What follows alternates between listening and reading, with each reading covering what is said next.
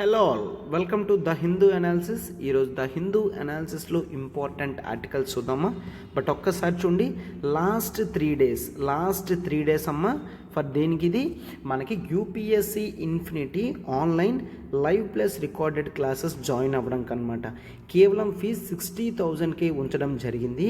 And EMI మీరు ఈజీగా కట్టాలి అన్న ఉద్దేశంతో 5,000 మాత్రమే ఉంచడం జరిగిందమ్మా. క్లియర్? సో అయితే లాస్ట్ 3 డేస్ 31st జూలై వరకు మాత్రమే. ఈరోజు 29 కాబట్టి ఇట్ ఈస్ ద టైం. మీరు వెంటనే ఎన్రోల్మెంట్ చేసుకోవాలి. అండ్ ఫీజెస్ అనేవి మనకి 70,000 రూపీస్ దాకా పెరిగే ఛాన్సెస్ ఉన్నది కాబట్టి వెంటనే మీరు 60,000లోనే ఎన్రోల్మెంట్ చేసుకున్నామా.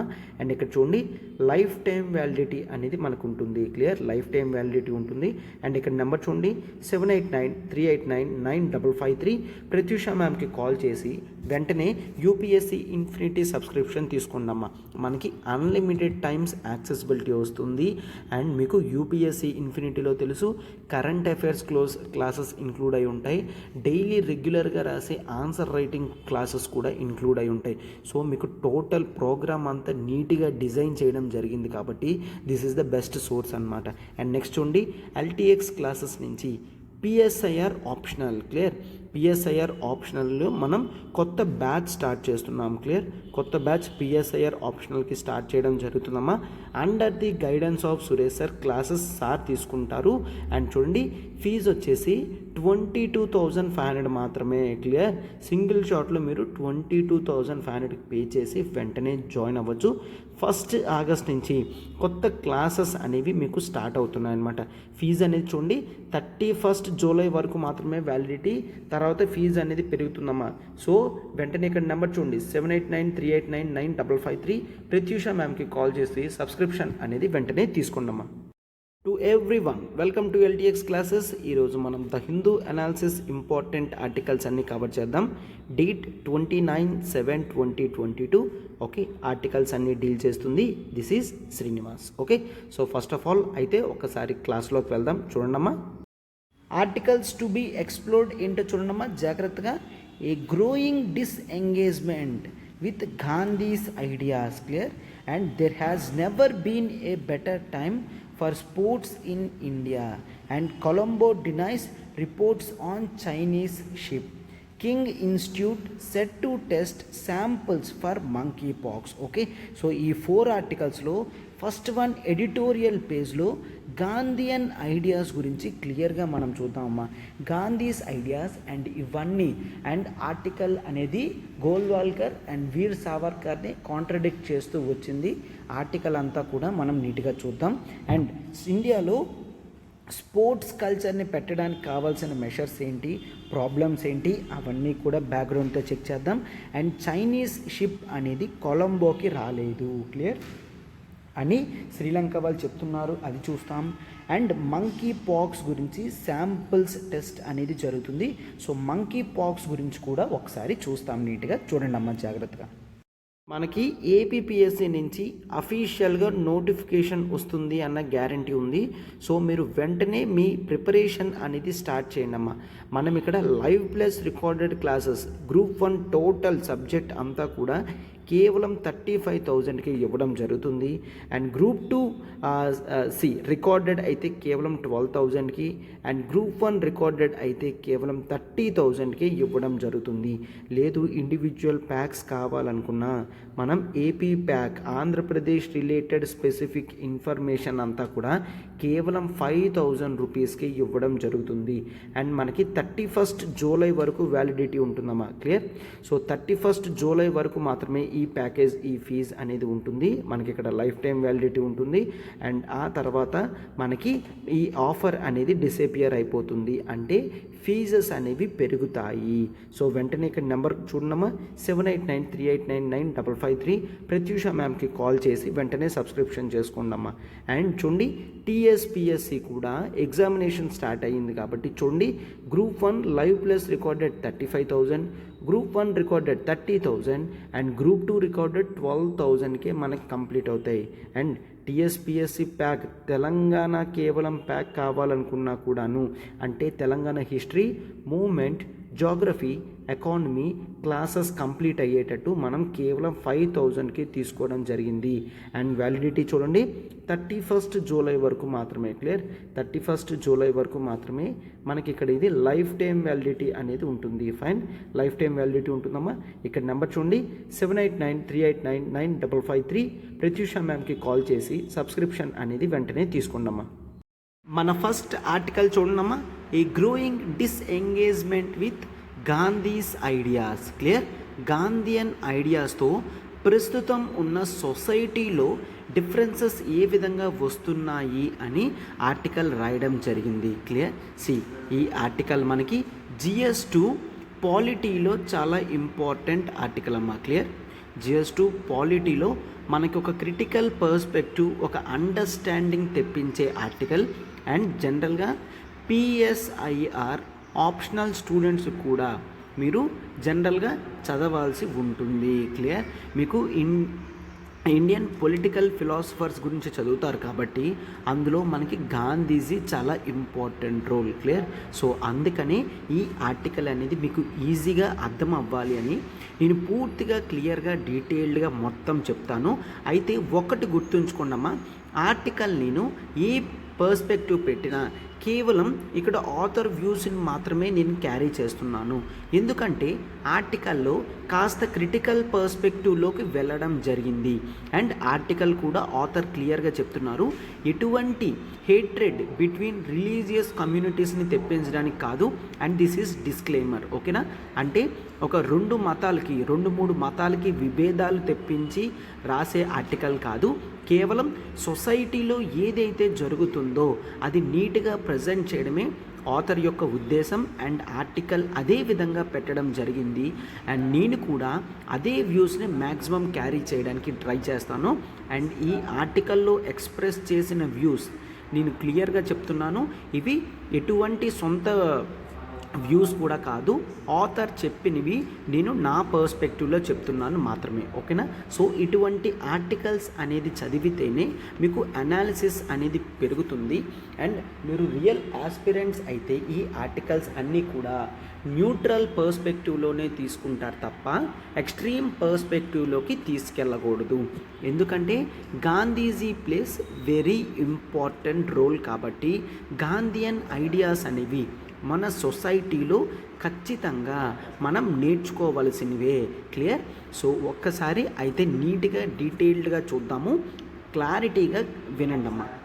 జనరల్గా గాంధీజీ అని చెప్పిన వెంటనే కూడా ఈవెన్ చిన్న పిల్లాడికి కూడా తెలుస్తుంది ఏంటి, he is father of the nation. Clear, father of the nation అంటే ఏంటమ్మా, ఒక ఫాదర్ ఒక హౌస్లో ఎంత ఇంపార్టెంట్ రోల్ ప్లే చేస్తాడో, అఫ్కోర్స్ మదర్ కూడా ప్లే చేస్తుంది, అంత ఇంపార్టెంట్ రోల్ గాంధీజీ ప్లే చేసి అతను ఇండియాకి ఫ్రీడమ్ మూమెంట్లో ఇంపార్టెంట్ రోల్ పార్టిసిపేట్ చేసి ఇండియాకి ఫ్రీడమ్ తీసుకొని రావడంలో ఇంపార్టెంట్ రోల్ ప్లే చేశారు. క్లియర్, ఇండియాకి ఫ్రీడమ్, ఇండియాకి ఇండిపెండెన్స్ తెప్పించడంలో గాంధీజీ ఇంపార్టెంట్ రోల్ ప్లే చేశారు.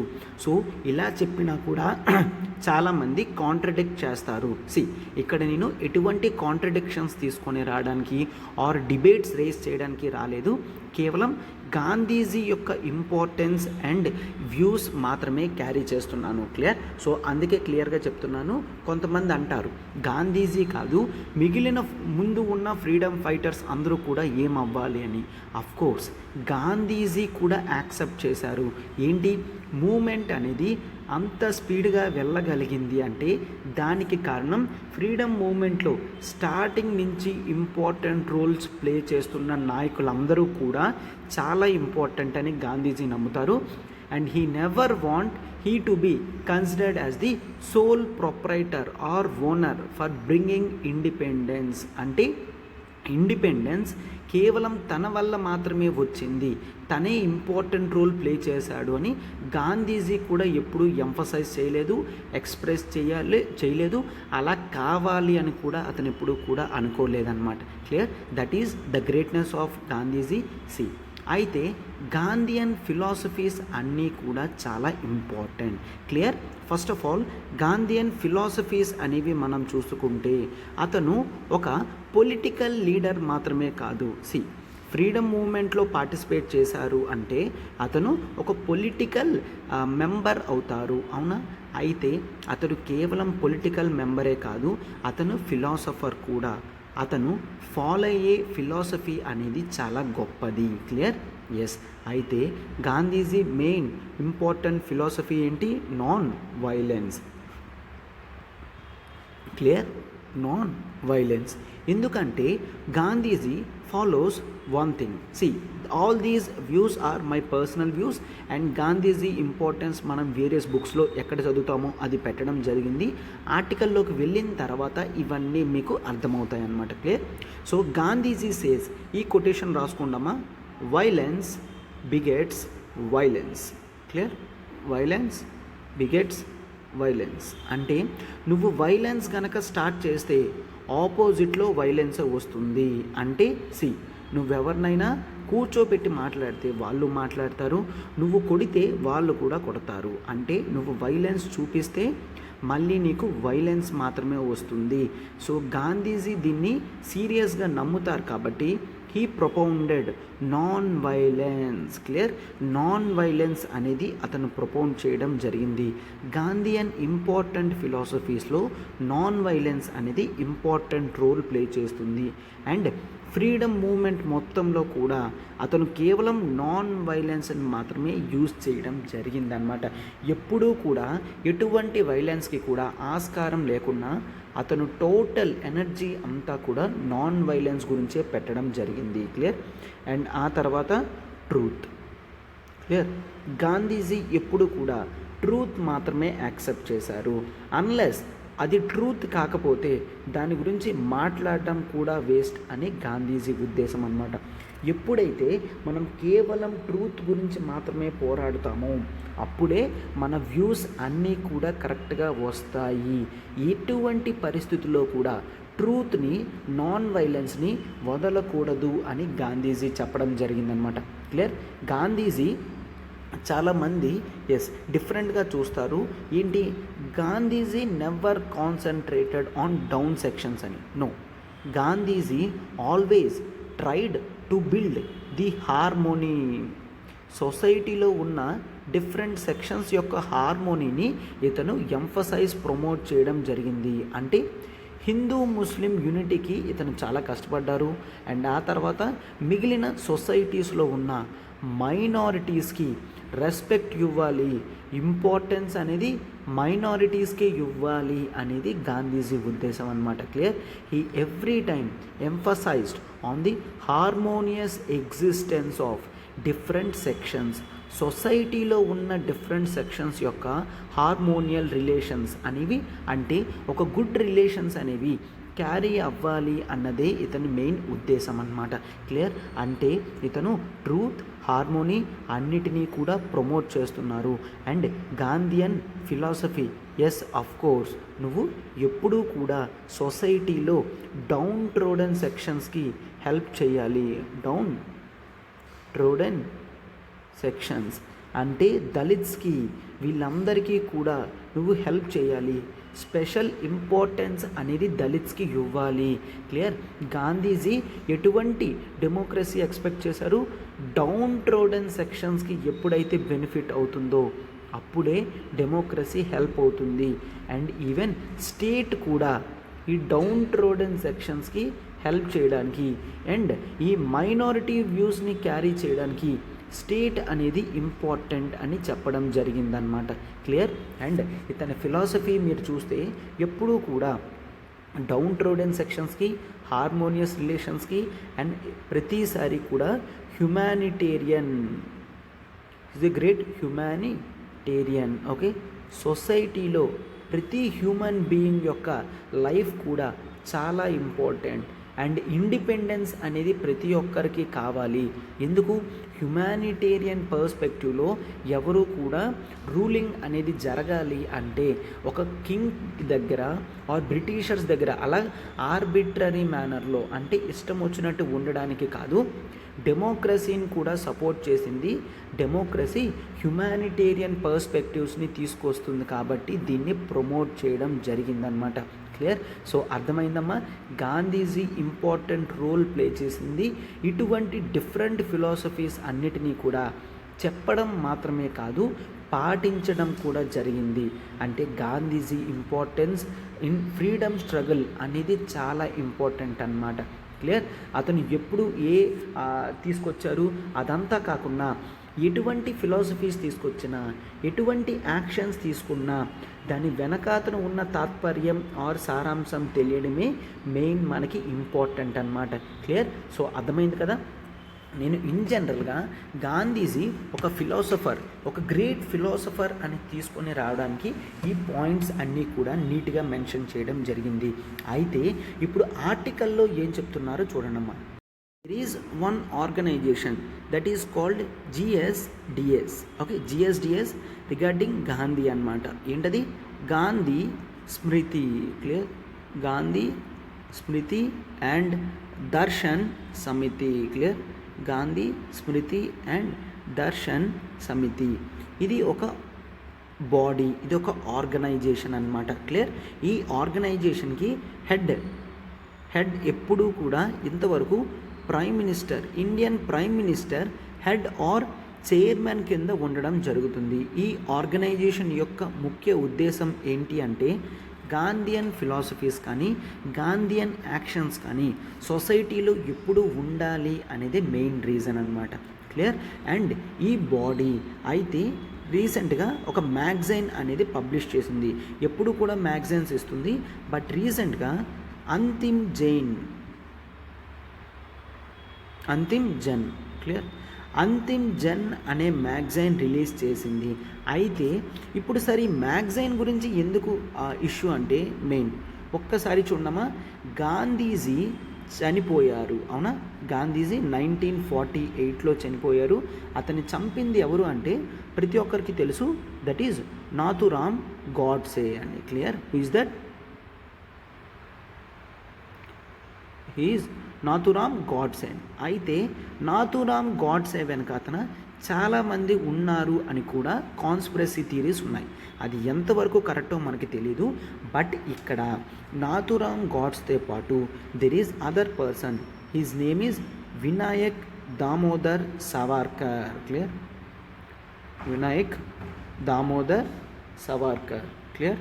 సో విడి సవార్కర్ అని కూడా అంటాము. క్లియర్? వినాయక్ దామోదర్ సవార్కర్ అంటాం, ఆర్ విడి సవార్కర్ అని కూడా అంటాము. ఈ విడి సవార్కర్ కూడా గాంధీజీ అసాసినేషన్లో అంటే గాంధీజీని చంపడంలో ఇంపార్టెంట్ రోల్ ప్లే చేశారు, ప్లాన్ చేశారు అని చెప్తున్నారనమాట. క్లియర్? అయితే ఈ విడి సవార్కర్ గురించి ఇక్కడ ఆర్టికల్లో ఏం రాయడం జరిగిందంటే అతను one of the great persons and even గాంధీజీతో సమానంగా ఇతను కూడా గ్రేట్ పర్సన్. ఎవరు? ఈ విడి సవార్కర్ అన్న వ్యక్తి. Clear? So are you getting? VD Savarkar అన్న వ్యక్తి గాంధీజీతో సమానం, గాంధీజీ కన్నా తక్కువేమీ కాదు, అతను కూడా చాలా ఇంపార్టెంట్ అని రాయడం జరిగింది. సో ఇష్యూ అనేది ఇప్పుడు అక్కడే వచ్చిందనమాట. క్లియర్? అయితే ఒక్కసారి చూడండి, ఈ విడి సవార్కర్ని అప్పుడు అరెస్ట్ చేయకపోవడానికి గల కారణం ఏంటంటే అతను క్లియర్గా గాంధీజీ అసాసినేషన్లో ఉన్నారు అని క్లియర్గా తెలియలేదన్నమాట. క్లియర్? ఎస్. సో అందుకనే అతన్ని వదిలేయడం జరిగింది. బట్ మెనీ పీపుల్సే దీని వెనకాతన నాథురామ్ గాడ్సే వెనకాతన విడి సవార్కర్ కూడా ఉన్నారు అని. ఎందుకంటే both these persons belongs to one organization that is called RSS. Clear? Rashtriya Swayam Sevak Sangh. RSS అనే ఆర్గనైజేషన్ వీళ్ళిద్దరూ కామన్ పాయింట్ కాబట్టి ఖచ్చితంగా విడి సవార్కర్కి నాథురామ్ గాడ్సేకి లింక్ ఉంది. గాంధీయన్ అసాసినేషన్లో ఇంపార్టెంట్ రోల్ అనేది వీళ్ళు ప్లే చేయడం జరిగింది అని చెప్తున్నారనమాట. క్లియర్? సో అందుకనే ఇక్కడ జనరల్గా మనం ఇంకేం చూస్తాము, యాక్చువల్లీ వీళ్ళిద్దరూ కూడా గాంధీజీ అసాసినేషన్లో మెయిన్ ఇంపార్టెంట్ రోల్ ప్లే చేసి ఉంటే గాంధీజీతో ఇంపార్టెంట్ అండ్ ఈక్వల్ స్టేచర్ అనేది ఎలా ఇస్తారు అని. క్లియర్? అయితే ఒక్కసారి చూడమ్మా, ఇప్పుడు గవర్నమెంట్లో ఉన్న పార్టీ ఏంటి? బీజేపీ అని చెప్తాం, అవునా? బీజేపీ. క్లియర్? అంటే ఎన్డీఏ గవర్నమెంట్. ఎన్డీఏ అనేది coalition of BJP plus various parties అన్నమాట. అయితే మీరు ఒక్కసారి చూడండి, ఇక్కడ నేను కేవలం ఆ ఆర్టికల్లో ఉన్నది మాత్రమే ప్రమోట్ చేస్తున్నాను. క్లియర్? ఎస్. అయితే ఇక్కడ చూడండి, ఇక్కడ మనం జనరల్గా ఏం చూస్తాం, RSS people, Godse and Savarkar వీళ్ళు they always try to emphasize on Hindutva ideology. Clear? Hindutva ideology. Sir Hindutva అంటే ఏంటి? హిందుత్వ అనేది ఒక ఐడియాలజీ, అంటే కేవలం హిందూస్ మాత్రమే ఉండాలి. ఓకే, కేవలం హిందూస్ మాత్రమే ఉండాలి అండ్ హిందూయిజం మాత్రమే రిలీజియన్ ఉండాలి. హిందూస్ ఉండాలి అంటే హిందూస్ రిలీజియన్ మాత్రమే ఉండాలి, అండ్ హిందూస్ రిలీజియన్ మాత్రమే ఉండాలి అంటే హిందూస్ కల్చర్ మాత్రమే ఉండాలి. క్లియర్? హిందూస్ కల్చర్ మాత్రమే ఉండాలి అంటే here Hindutva is taking the cultural and racial superiority. Cultural and racial superiority, so which is harm for the society. అవునా? సో అయితే మీరు ఇక్కడ అబ్జర్వ్ చేస్తే చూడమ్మా, ఎప్పుడైతే సొసైటీలో మనం కల్చర్ కానీ రేషియల్ సుపీరియారిటీ కానీ ఇంపార్టెంట్గా తీసుకోవడం జరుగుతుందో అప్పుడు మిగిలిన మైనారిటీ కమ్యూనిటీస్, మెయిన్ హిందుత్వలో హిందూస్ మాత్రమే అని అంటున్నాం. అయితే ఇండియాలో ఉన్న రిలీజియన్స్ ఏంటి? హిందూయిజం ఒకటి, ఇస్లాం ఒకటి, అవునా? సో అయితే ఇక్కడ ఇస్లాం కన్నా హిందూస్కి ఇంపార్టెన్స్ ఇస్తున్నామంటే, హిందూ యొక్క కల్చర్ మాత్రమే ఇంపార్టెన్స్ ఇస్తున్నామంటే ఇస్లాం కల్చర్ని, క్రిస్టియానిటీని, బుద్ధిజం, జైనిజంని తక్కువ చేస్తున్నట్టే. అంటే ఈ బీజేపీ, ఆర్ఎస్ఎస్, విడి సవర్కర్ వీళ్ళందరూ కూడా హిందుత్వాన్ని ప్రొజెక్ట్ చేస్తున్నారు అని ఆర్టికల్లో ఉన్నది. Fine. Yes. So Hindus religious cultural dominance అనేది చూస్తారు. బట్ సొసైటీ అనేది గాంధీజీ ఎప్పుడూ కూడా కేవలం ఇండియా అనేది హిందూస్కి మాత్రమే కాదు, India holds the rich diversity. Society ఎప్పుడైతే స్టార్ట్ అయిందో అప్పటి నుంచి ఇండియాలో డైవర్సిటీ అంటే విభిన్నత్వం అనేది ఉన్నది. ఈ విభిన్నత్వం అనేది ఖచ్చితంగా ముందుకు వెళ్ళాలి అని చూస్తారనమాట గాంధీజీ లాంటి వాళ్ళు. బట్ బీజేపీ వచ్చిన తర్వాత, ఆర్ఎస్ఎస్ వచ్చిన తర్వాత, ఈ యాక్చువల్లీ మెయిన్ గవర్నమెంట్, ఈ ఎన్డీఏ గవర్నమెంట్ వచ్చిన తర్వాత మెయిన్ హిందుత్వ ఐడియాలజీ అనేది బాగా పాపులర్ అయిపోయింది. సో అందుకనే నేను ఇవన్నీ తీసుకొస్తున్నాను. యాక్చువల్లీ చాలామంది వాళ్ళంతట వాళ్ళు గాంధీయన్స్ అని అనుకుంటారు. క్లియర్? గాంధీయన్స్ అని అనుకుంటారు. బట్ గాంధీయన్స్ అనేవాళ్ళు కేవలం నేమ్ సేక్గా మాత్రమే కాదు, ఇంకా బియాండ్ ఉండాలి. గాంధీజన్ ఐడియాలజీస్ కన్నా బియాండ్ అంటే గాంధీ వ్యూస్ని ఎప్పటికీ క్యారీ చేస్తూ అలా ఉండాలి అని చెప్తున్నారనమాట. సో ఇప్పుడు కొన్ని టర్మ్స్ అనేవి యూజ్ చేయడం జరిగింది, అవి మీకు యూజ్ అవుతాయి, నేను ఎక్స్ప్లెయిన్ చేస్తాను చూడమ్మా. లైక్ సి, ఇక నెక్స్ట్ ఏం చెప్తున్నారంటే లయనైజింగ్ సవర్కర్. అంటే ఇక్కడ సవర్కర్ని ఒక గ్రేట్ ఇంపార్టెంట్ హీరో కింద మాత్రమే మనం చూపిస్తున్నాము. లయనైజింగ్ సవర్కర్ అంటే సవర్కర్ని ఒక గ్రేట్ వెరీ ఇంపార్టెంట్ పర్సన్ కింద మాత్రమే ప్రొజెక్ట్ చేయడం కాదు. క్లియర్? అయితే ఇంపార్టెన్స్ అనేది ఎక్కడ ఉంటుంది? గాంధీజీలో. ఒక్కసారి చూడండి, సవర్కర్ని గ్రేట్ చేయడం అండ్ గాంధీజీ యొక్క స్టేచర్ని తగ్గించడం రెండు కూడా చాలా డేంజర్ అని చూస్తాము. సో అయితే సవర్కర్ని గ్రేట్ చేయడం, గాంధీజీని తగ్గించడం రెండు కూడా చాలా డేంజర్ అని చెప్తున్నారనమాట. ఎందుకు?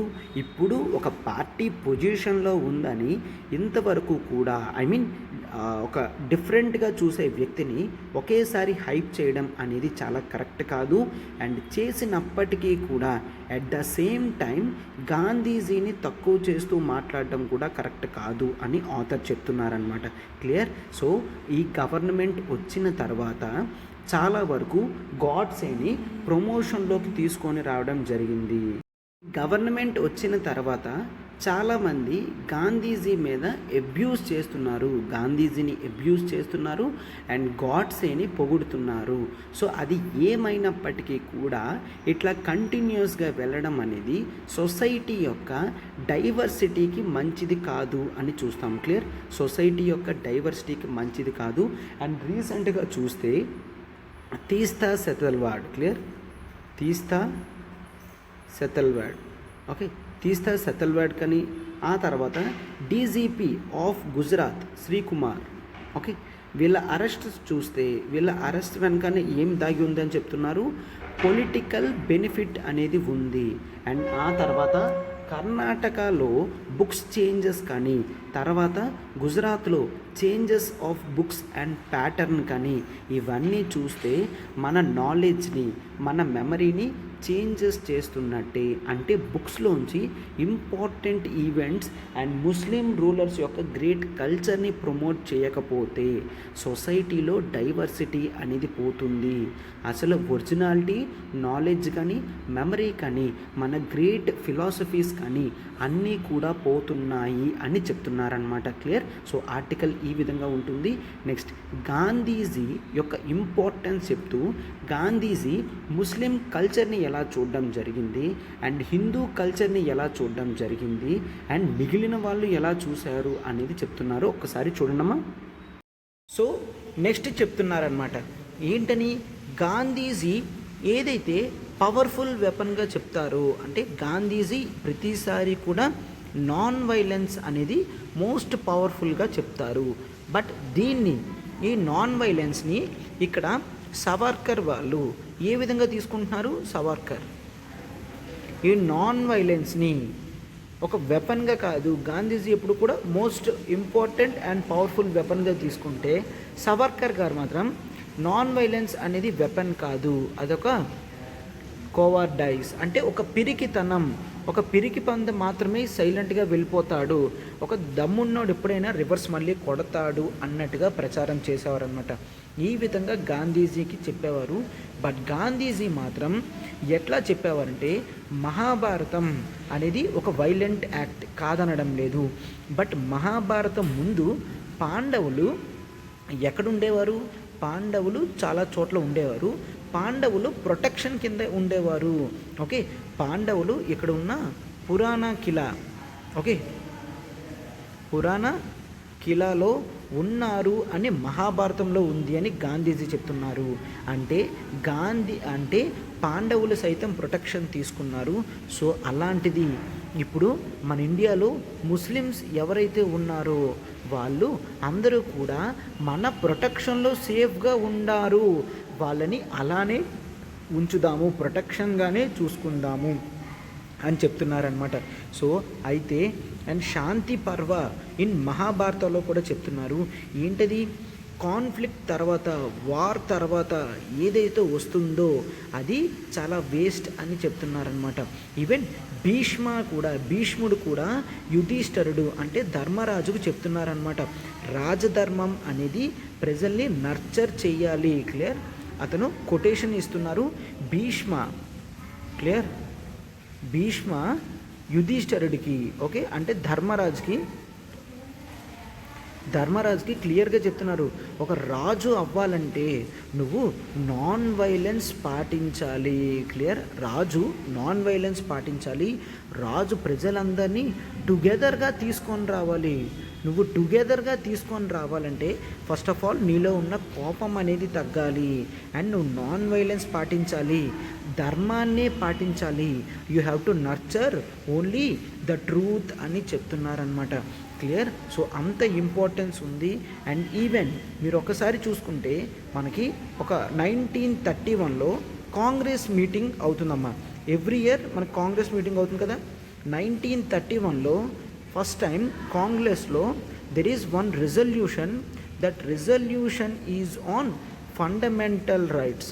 ఆ రిజల్యూషన్ అనేది ఫండమెంటల్ రైట్స్ మీద జరిగింది. అయితే ఆ open session of Congress in Karachi ఏమైంది, Gandhiji religious tolerance, clear, Gandhiji religious tolerance, religious tolerance అనేది and religious and neutrality, right? So religious tolerance and religious neutrality, clear? Religious tolerance and religious neutrality of the state, clear? So Gandhiji గారు క్లియర్గా ఇవి పెట్టాలి అని చెప్పారు. ఎందుకు అలా పెడితేనే ఇండియాలో ఉన్న మైనారిటీ సెక్షన్స్ వాళ్ళకి ఎటువంటి ప్రాబ్లమ్స్ కూడా మెజారిటీ నుంచి రాదు, క్లియర్? అంటే హార్మోనియస్ రిలేషన్స్ మాత్రమే హిందూస్కి ముస్లిమ్స్కి మధ్య ఉండాలి తప్ప it should not be adversarial, clear? Adversarial రిలేషన్లా ఉండద్దు అని చెప్తున్నారు, క్లియర్? అడ్వర్సేరియల్ అంటే రాంగ్ రిలేషన్స్, హార్మ్ఫుల్ రిలేషన్స్ ఉండద్దు, హార్మోనియస్ రిలేషన్స్ అనేవి ఉండాలి అని చెప్తున్నారనమాట, క్లియర్? బట్ అంతే తప్ప గోల్వాల్కర్ గారు అనుకున్నట్టు హిందూయిజం అనేది ఉండద్దు. గోల్వాల్కర్ గారు కానీ ఆర్ఎస్ఎస్ సావర్కర్ గారు అనుకున్నట్టు రిలేషన్స్ అనేవి ఉండద్దు అని చెప్తున్నారనమాట. ఎందుకు? వాళ్ళు ఏమని ట్రీట్ చేస్తున్నారంట? వాట్ హ్యాపెండ్ ఇన్ యూరోప్లో 1940స్లో ఏమవుతుంది? అక్కడ 1940స్లో జర్మనీలో హిట్లర్ ఉన్నాడు. హిట్లర్ ఏం చేస్తున్నాడు?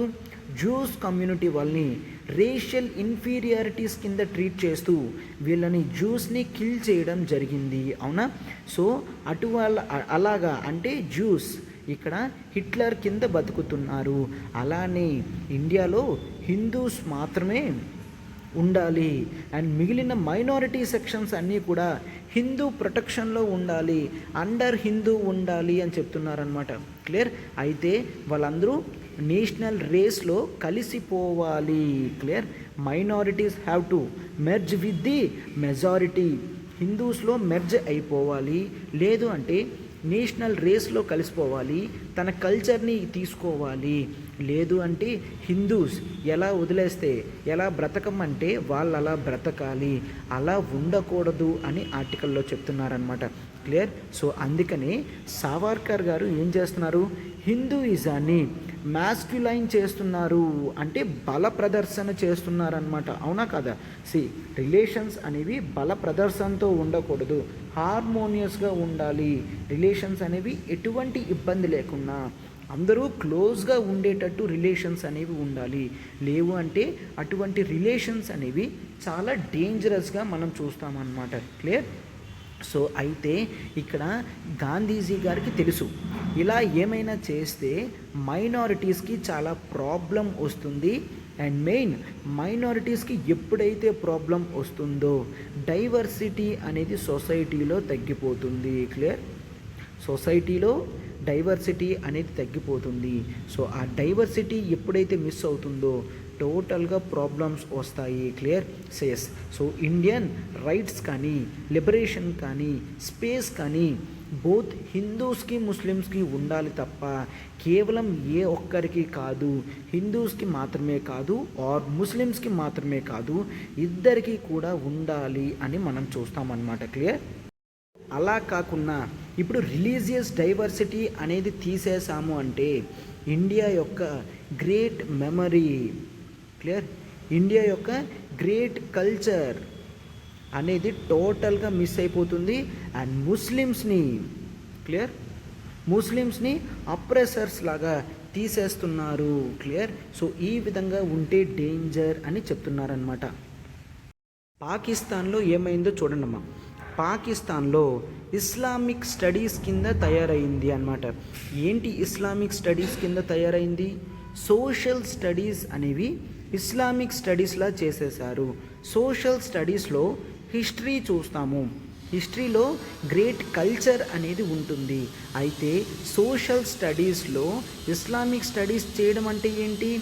అక్కడ ఉన్న గ్రేట్నెస్, ఆ సబ్ కాంటినెంట్ పాకిస్తాన్ ఏదైతే ఉందో ఆ సబ్ కాంటినెంట్ యొక్క గ్రేట్నెస్ ఫీచర్స్ అన్నీ కూడా మార్చేశారు. అక్కడ ఉన్న గ్రేట్ హిందూ కల్చర్, ముస్లిం కల్చర్స్ అన్నీ తీసేసి కేవలం ముస్లిం కల్చర్ మాత్రమే ప్రొజెక్ట్ చేస్తున్నారు, క్లియర్? ఏదైతే ఇప్పుడు ఇండియాలో కూడా ఏం చేస్తున్నారు? సోషల్ సైన్సెస్లో ఇండియాని రూల్ చేసిన ట్వెల్త్ సెంచరీ నుంచి 17th సెంచరీ వరకు ఉన్న గ్రేట్ కింగ్స్ అంటే ముస్లిమ్స్ కింగ్స్ వాళ్ళ నేమ్స్ తీసేస్తున్నారు. ఇక్కడ మీరు తీసేస్తున్నప్పుడు వాళ్ళ నేమ్స్ మాత్రమే పోవడం లేదు, వాళ్ళతో పాటు కల్చర్ కూడా పోతుంది అని చెప్తున్నారనమాట. క్లియర్? ఇస్లామిక్ స్టడీస్ లాగా ఇండియాలో కూడా అయిపోతుంది అని చెప్తున్నారు. ఎందుకు? ఇండియాలో 60% యంగ్ పీపుల్ ఉన్నారు. ఎంత ఏజ్ లోపల? బిలో 26 years బిలో ఉన్న 60% people of India would lose the opportunity to learn something related to Muslims గురించి తెలుసుకునే ఛాన్స్ అండ్ చాయిస్ అనేది వాళ్ళకి పోతుంది అని చెప్తున్నారనమాట. క్లియర్? సో ఈ విధంగా జనరల్గా మనం టోటల్గా చూస్తామన్నమాట. సో ఇప్పుడు గోల్వాల్కర్ అండ్ సావర్కర్ వాళ్ళ ఫ్రేమ్వర్క్లో చూస్తే the very nature of India అనేది డ్యామేజ్ అవుతుంది అని చూస్తాము. క్లియర్? ఈవెన్ అంటే ఇండియాలో కమ్యూనల్ ఇన్సిడెంట్స్ అనేవి పెరుగుతున్నాయి. ఎన్ని పెరిగాయి అంట? కోవిడ్-19లో కూడా 857 కమ్యూనల్ ఇన్సిడెంట్స్ అనేవి జరిగాయి. అంటే ప్రీవియస్ ఇయర్తో పోలిస్తే 96% డ్రాప్ డౌన్. అంటే 96% తగ్గితే 1000 దగ్గర ఉన్నాయి. అర్థమవుతుందా? అంటే అంత డేంజరస్ కోవిడ్ టైమ్స్లో కూడా అది అంత రేట్ ఉంది అంటే దానికి కారణం ఇండియాలో ఉన్న టాప్ పొలిటికల్ లీడర్స్ అందరూ కూడా దానికి సపోర్ట్ చేస్తున్నట్టే కదా అని చెప్తున్నారనమాట. క్లియర్? ఇండియాలో ఇప్పుడు నమాజ్కి, హిజాబ్కి, మిగిలిన గ్రూప్స్ యొక్క ఐడియాలజీస్కి వీటన్నిటికీ కూడా ఇష్యూస్ అనేవి వస్తున్నాయి. అవునా? కర్ణాటకలో హిజాబ్ ఇష్యూస్ వస్తున్నాయి అండ్ నార్త్లో కూడా చాలా వరకు రిలీజియస్ ఇష్యూస్ అనేవి వస్తున్నాయి. అవునా? సో ఇండియాలో ఎటువంటి వద్దు అని చెప్తున్నారు? సోలిడారిటీస్ అనేవి వద్దు అని అంటున్నారు అన్నమాట. సోలిడారిటీ అంటే ఏంటి? Giving importance to only one state. Only ఒకే ఒక్క దానికి ఇంపార్టెన్స్ ఇస్తే సోలిడారిటీ అంటే హిందూయిజం మాత్రమే, హిందూ కమ్యూనిటీస్ అన్నీ కూడా ఇంపార్టెన్స్ ఇస్తున్నాయి అంటే దాన్ని సోలిడారిటీ అని అంటాము. అది అంత మంచిది కాదు అని చెప్తున్నారనమాట. క్లియర్? సో సోషల్ జస్టిస్ అనేది గాంధీయన్ ఇన్స్పిరేషన్లా లేదు. సొసైటీలో ఈ రిలీజియస్ ఇష్యూస్ వల్ల సోషల్ జస్టిస్ అనేది లేకుండా పోతుంది అని చెప్తున్నారనమాట. క్లియర్? సో అయితే గాంధీజీ గారు ఏమైతే అనుకుంటున్నారో వాటన్నిటికీ కూడా ఆపోజిట్గా వీళ్ళున్నారు. హిందూస్ వర్సెస్ ముస్లిమ్స్ చేస్తున్నారు. గాంధీజీ హిందూస్ అండ్ ముస్లిమ్స్ బ్రదర్స్లా నుండి హిందూస్ వర్సెస్ ముస్లిమ్స్ కింద చేసేస్తున్నారు అని చెప్తున్నారు అనమాట. క్లియర్? సో ఈ ఎలక్టోరల్ పాలిటిక్స్లో ఇవంతా కూడా జరుగుతున్నాయి. క్లియర్? సో గాంధీజీ గారు గ్లాసెస్ పెట్టుకొని స్వచ్ఛ భారత్ అని క్లీన్లీనెస్ గురించి మాట్లాడడం కాదు, అతను ఏదైతే నిజంగా క్లీన్లీనెస్ అనుకుంటున్నారో సొసైటీలో అతను క్లీన్ చేయాలనుకున్నది హిందూస్కి ముస్లిమ్స్కి ఉన్న డిఫరెన్సెస్ తప్ప మిగిలినవి కాదు.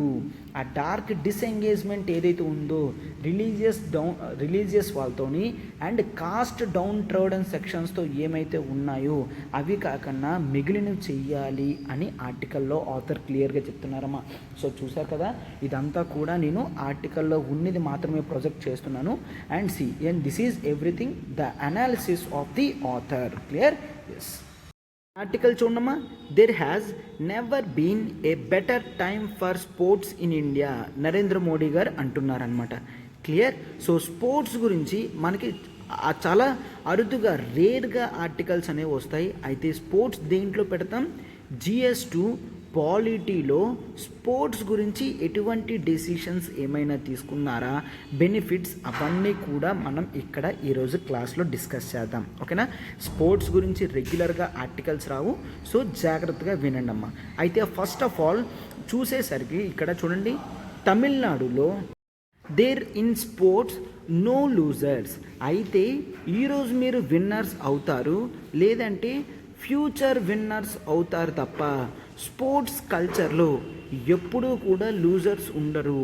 ఎందుకంటే స్పోర్ట్స్లో కన్సిస్టెన్సీగా మనం మెయింటైన్ చేస్తాం, కానీ విన్నర్స్ అండ్ ఫ్యూచర్ విన్నర్స్ ఉంటారు తప్ప లూజర్స్ ఉండరు అని మనం చూస్తామన్నమాట. క్లియర్? సో అదే సెంచరీలో బిగ్గెస్ట్ పాండమిక్ వచ్చిన టైం కూడా నరేంద్ర మోడీ గవర్నమెంట్ అనేది స్పోర్ట్స్లో అందరం కలిసే ఉన్నాము అని చెప్తున్నారనమాట. అంటే ఏంటి, స్పోర్ట్స్కి చాలా ఇంపార్టెన్స్ ఇవ్వడం కూడా జరిగింది అని చెప్తున్నారు. క్లియర్. అయితే ఆ స్పోర్ట్స్ సెక్టార్ బెనిఫిట్ ఏంటో చూడండమ్మా. సో ఇండియాలో స్పోర్ట్స్ గురించి మనం స్పెషల్ ఫోకస్ తీసుకొని రావడానికి మనకి సెంట్రల్ మినిస్ట్రీలో కూడా ministry of sports and youth affairs అని ఉంది. ఓకేనా, సెపరేట్ సెంట్రల్ మినిస్ట్రీనే మనం హోల్డ్ చేస్తున్నాం అనమాట, ministry of sports and youth affairs. Clear. So అయితే ఎక్కువ ఇంపార్టెన్స్ టువర్డ్స్ స్పోర్ట్స్ ఇస్తున్నాము అని. క్లియర్. సో అయితే స్పోర్ట్స్ కల్చర్ ఉంటే ఆ బెనిఫిట్స్ ఏంటో చూడనమ్మా. బెనిఫిట్స్ ఏంటి అంటే, ఫస్ట్ ఆఫ్ ఆల్ స్పోర్ట్స్లో ఉంటే మనకి ఒక ఆల్టర్నేటివ్ కెరీర్ అనేది ఏర్పడుతుంది. క్లియర్. ఆల్టర్నేటివ్ కెరీర్ అనేది ఏర్పడుతుంది. అండ్ ఆ తర్వాత హెల్త్ అడ్వాంటేజెస్ అనేవి ఉంటాయి. అవునా. ఆల్టర్నేటివ్ కెరీర్ అంటే అందరూ కూడా కేవలం సాఫ్ట్వేర్ వైపు ఒక సైడే వెళ్ళిపోతున్నారు కదా, అలా కాకుండా పూర్ అకాడమిక్ స్టూడెంట్స్ వాళ్ళకి ఒక కొత్త ఎవెన్యూ అనేది దొరుకుతుంది. క్లియర్. అండ్ అదే కాదమ్మా, స్పోర్ట్స్ ఆడడం వలన కేవలం కెరీర్ గురించే కాదు, హెల్త్ కూడా అడ్వాంటేజ్ పొజిషన్లో ఉంటుంది. హెల్దీ లైఫ్ స్టైల్ని మనం మెయింటైన్ చేయొచ్చు. క్లియర్. బాడీలో ఇమ్యూనిటీ స్కిల్స్ కూడా పెరుగుతాయి, బాడీ అంతా కూడా బయలాజికల్గా స్ట్రాంగ్ అవుతుంది. క్లియర్. సో దీంతో హెల్త్ అడ్వాంటేజెస్ అనేవి ఉంటాయి. అండ్ ఆ తర్వాత బెనిఫిట్స్ ఏంటి అంటే, యూత్ ఎనర్జీని క్యాప్చర్ చేయొచ్చు. క్లియర్. యూత్ ఎనర్జీని పొటెన్షియల్ వరకు కూడా క్యాప్చర్ చేయొచ్చు. క్లియర్.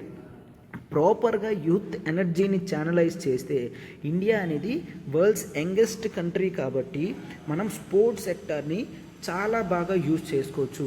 అంటే ఒలింపిక్ టైమ్స్లో అలాగా మన యూత్కి బాగా ట్రైనింగ్ ఇస్తే నెంబర్ ఆఫ్ పీపుల్ వాళ్ళ స్పెషాలిటీని చూపించగలరు. క్లియర్. అండ్ అంతేకాదమ్మా, తర్వాత ఈవెన్ సొసైటల్ ప్రాబ్లమ్స్ కూడా స్పోర్ట్స్ అనేవి తీరుస్తుంది. Societal problems. Sir, societal problems sports ఎలా తీరుస్తుంది? క్లియర్. అందుకే ఎగ్జాంపుల్ కింద here I'm going to write about Mary Kom. Clear. Mary Kom గురించి మనం క్లియర్గా చూస్తాం. ఏంటి, ఈమె ఒక స్పోర్ట్స్ పర్సన్. అవునా. సో అయితే ఈమె ఒక సన్ ఉన్నా లేదంటే మ్యారేజ్ అయినప్పటికీ కూడా స్పోర్ట్స్కి ఇంపార్టెన్స్ చూపిస్తూ ఉమెన్ ఎంపవర్మెంట్కి ఆమె ఒక చిహ్నంగా నిల్చొని ఉంది. క్లియర్. సో ఇది చాలా ఇంపార్టెంట్ అన్నమాట. క్లియర్. అండ్ ఆ తర్వాత మనం ఏం చూస్తాం, రెవెన్యూ అనేది పెరుగుతుంది. క్లియర్. ఏంటి, ఒకసారి స్పోర్ట్స్ ఈవెంట్స్లో మనం గెలుస్తున్నాము అంటే స్పోర్ట్స్ అనేవి ఇండియాలో కూడా కండక్ట్ చేస్తూ ఉంటారు. సో దాంతో రెవెన్యూ కూడా మనకి పెరుగుతుంది. ఎందుకు, స్పోర్ట్స్ అనేది it creates the special culture and the part of tourism. Clear. Sports events చూడడానికి టూరిజం కూడా పెరుగుతుంది. క్లియర్. సో వీటిని కండక్ట్ చేసినప్పుడు ఎంప్లాయ్మెంట్ కూడా క్రియేట్ అవుతుంది. క్లియర్. అన్ని బెనిఫిట్స్ అనేవి ఉన్నాయన్నమాట. క్లియర్. అండ్ అయితే స్పోర్ట్స్ అనేది సొసైటీలో యూనిటీ కల్చర్ని పెంచుతుంది. క్లియర్. యూనిటీ కల్చర్ని సొసైటీలో పెంచుతుంది అన్నమాట. Clear. So these are the important. Spirit of unity అనేది పెంచుతుంది, యూనిటీ ఇన్ డైవర్సిటీని పెంచుతుంది. క్లియర్. సో ఈ విధంగా జనరల్గా మనం చూస్తామన్నమాట. క్లియర్.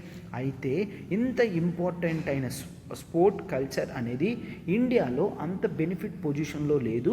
సో ఎందుకో ఒక్కసారి చూడనమ్మా. ఇష్యూస్, స్పోర్ట్స్ సెక్టార్లో ఉన్న ఇష్యూస్ ఏంటో ఒక్కసారి అబ్జర్వ్ చేయండి అమ్మా. క్లియర్. సో అయితే ఇష్యూస్ ఏంటి, ఫండ్స్ అనేవి చాలా తక్కువ ఉన్నాయి. Funds crunch. క్లియర్. ఫండ్స్ అనేవి తక్కువ ఉన్నాయి. సో ఎక్కువ ఫండ్స్ అనేవి స్పోర్టింగ్ ఈవెంట్స్లోని పెర్ఫార్మెన్స్ తీసుకొని రావడానికి చైనా అంతా యుఎస్ఏ అంతా మనం పెట్టలేకపోతున్నాము, పెట్టడం లేదు కూడా. అంటే గుడ్ క్వాలిటీ ఎక్విప్మెంట్ కానీ ట్రైనింగ్ కానీ ఇవేవి కూడా ప్రాపర్గా మనం చూసుకోవడం లేదు అని ఉన్నది. అండ్ తర్వాత రిసోర్సెస్ డెఫిసిట్లో ఉన్నాయి. Resource deficit. రిసోర్స్ డెఫిసిట్ అంటే రిలేటెడ్ టు ఇన్ఫ్రాస్ట్రక్చర్ కానీ, అర్బన్ రీజియన్స్ కానీ, రూరల్ రీజియన్స్ కొన్ని ప్రతి చోట కూడా ఇన్ఫ్రాస్ట్రక్చర్ అనేది చాలా తక్కువ ఉంది. సో ఇన్ఫ్రాస్ట్రక్చర్ తక్కువ ఉంటే స్పోర్ట్ కల్చర్ అనేది పెరగదు. క్లియర్. అండ్ ఆ తర్వాత యాటిట్యూడనల్ బ్యారియర్ అని అంటాము. క్లియర్. యాటిట్యూడనల్ బ్యారియర్ అంటే ఏంటమ్మా, ఇక్కడ స్పోర్ట్ అనేది చాలామంది మంచి ఛాలెంజ్లా తీసుకోరు. అది ఇన్కమ్ వస్తుందా, లేదంటే దాని బదుల నాలెడ్జ్ రావడానికి చదువుకోవచ్చు కదా అని ఈవెన్ చిన్నప్పటి నుంచే పేరెంట్స్ అయితే డాక్టర్స్, ఇంజనీర్స్ చేస్తామంటున్నారు తప్ప ఒక స్పోర్ట్స్ పర్సన్ని చేస్తాను అని జనరల్గా పేరెంట్స్ ఆలోచించలేకపోతున్నారు. అంటే యాటిట్యూడనల్ డిఫరెన్సెస్ అనేవి క్లియర్గా కనిపిస్తుంది. ఫ్యామిలీ సపోర్ట్ అనేది ఉండడం లేదు. అది యాటిట్యూడనల్ ప్రాబ్లంగా మనం చూస్తామన్నమాట. క్లియర్. సో యాటిట్యూడనల్ బ్యారియర్ కింద ఏం చూస్తాము, ఫ్యామిలీ సపోర్ట్ అనేది లేదు. క్లియర్. ఫ్యామిలీ సపోర్ట్ లేకపోతే మనం గ్రేట్ థింగ్స్ అనేవి అచీవ్ చేయడానికి అవ్వదు. క్లియర్. సో అండ్ నెక్స్ట్ ఆ తర్వాత కేవలం హై పర్ఫార్మెన్స్ ప్రెషర్ అనేది ఉంటుంది. అంటే స్పోర్ట్స్ అనేది నువ్వు ఆడు అని చెప్పకన్నా కేవలం మెడల్ తెస్తే మాత్రమే ఆడు, లేదంటే నువ్వు ఆడే బదుల మానేయచ్చు కదా అన్న ప్రెషరే ఎక్కువ ఉంటుంది. దాన్నే హై పర్ఫార్మెన్స్ ప్రెషర్ అని అంటాము. క్లియర్. సో అయితే ఇవన్నీ కూడా మనం చూస్తామన్నమాట. సో ఇంకా మీరు చూస్తే మరికొన్ని ప్రాబ్లమ్స్ ఏముంటాయి, జనరల్గా కల్చరల్ ప్రాబ్లమ్స్ ఉంటాయి.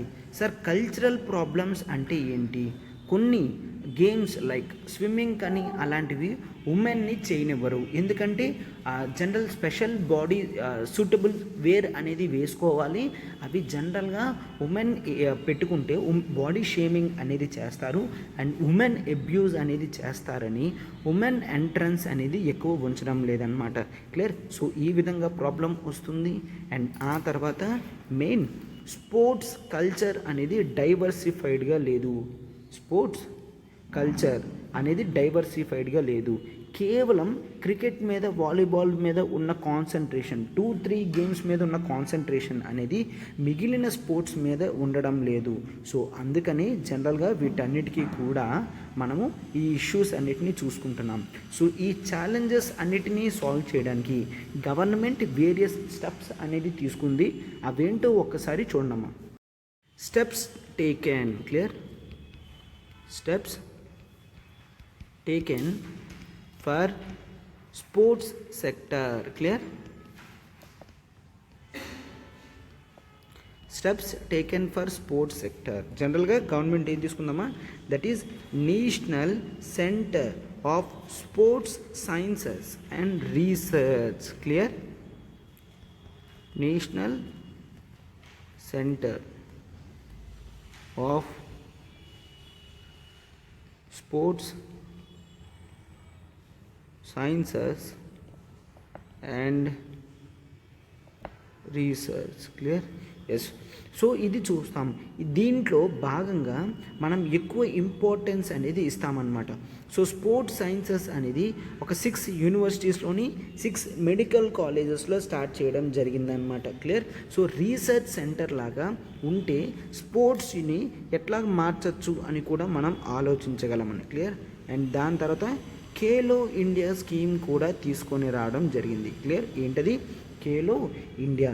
ఖేలో ఇండియా ప్రకారం గ్రాస్ రూట్ లెవెల్ టాలెంట్ ఏవైతే ఉన్నాయో అవి నేషనల్ లెవెల్కి తీసుకొని వెళ్ళాలి.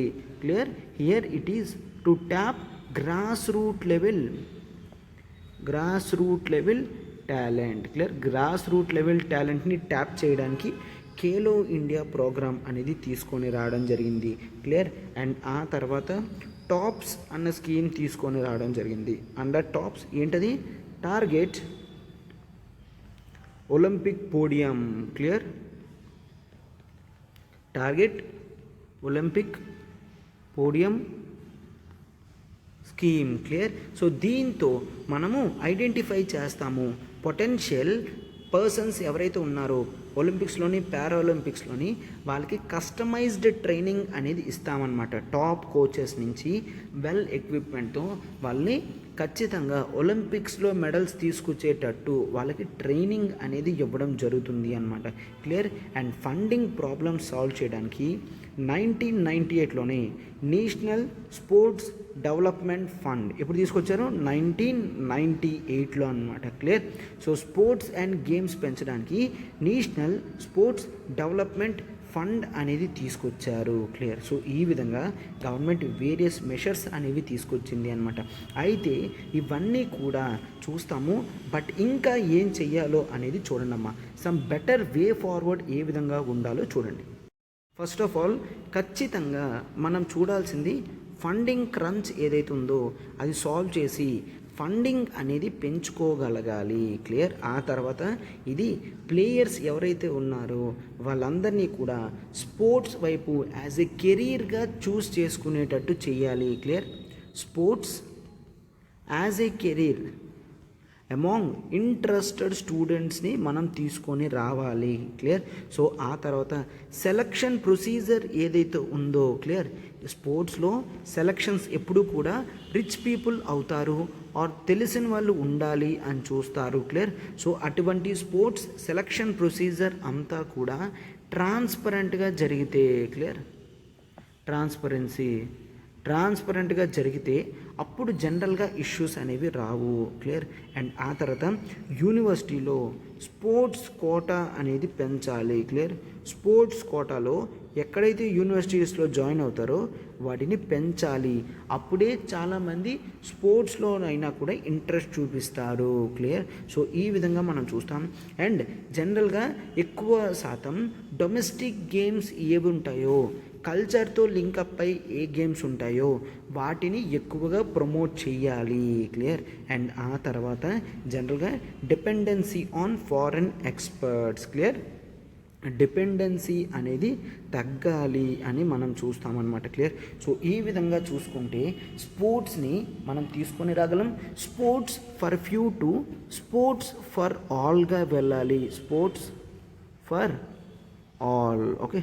ప్రతి ఒక్కరిని కూడా స్పోర్ట్స్ కల్చర్లో ఇంప్రూవ్ చేసేటట్టు చూసుకోవాలి. స్పోర్ట్స్ ఫర్ ఆల్ అనేది ఇంపార్టెంట్ డ్రీమ్గా మనం దాన్ని అచీవ్ చేసుకునేటట్టు ఉన్న మెషర్స్ అన్నిటినీ కూడా తీసుకుంటూ వెళ్ళాలి. అప్పుడే మెయిన్ ఉమెన్ ఎంపవర్మెంట్ కూడా పెంచితేనే స్పోర్ట్ కల్చర్ అనేది పెరుగుతుందన్నమాట. క్లియర్. సో ఈ విధంగా ఇంపార్టెంట్ మొత్తం ఆర్టికల్ అంతా చూసాం. రైట్. ఆర్టికల్ చూడమ్మా. Colombo denies reports on Chinese ship. Okay. ఈ ఆర్టికల్ మనకి GS2 ఇంటర్నేషనల్ రిలేషన్స్లో important article. Clear. GS2 international రిలేషన్స్లో ఇంపార్టెంట్ ఆర్టికల్. సో ఒక్కసారి చూడమ్మా. ఇక్కడ ఇండియా వాళ్ళు ఏం చెప్తున్నారంటే హంబన్తోటా పోర్ట్. క్లియర్.